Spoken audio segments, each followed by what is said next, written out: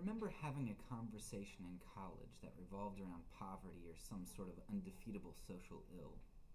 I essentially asked, what's the point of helping when we're never really going to change anything? I think it's a good question to ask, but I think it's a terrible place to end. How one answers this question is the crossroads between cynicism and realism.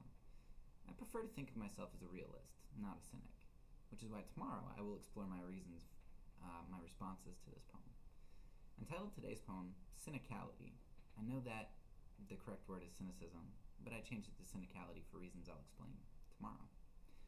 So, here it is. Cynicality.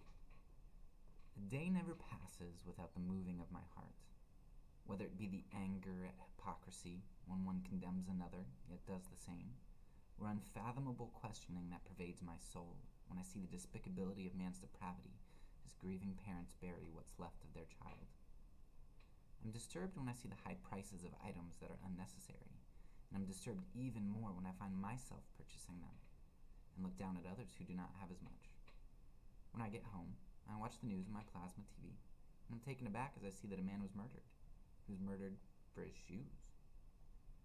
I'm enraged when I think about other lands, and even some in the land where I live, who are starving and begging and huddling together, in hopes that someone, anyone, would give. And I think about the wealthy, many of whom didn't acquire their wealth by hard work, and even those who worked for it have lost their sense of responsibility to others. More is invested into pleasure for one than into the survival and betterment of many. I think about the kids who die, the murders, the rapes, the suicides. I think about the suffering, the diseased, the oppressed, the forgotten. I think about those who are taking advantage of these people, knocking them down and keeping them out. All of these scenes move me, along with the rest of this filth that the world shows me. They inspire me to write.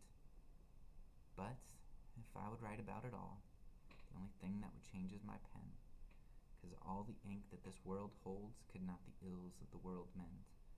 The words that were writ would not move to help at all, just like the people who would read them.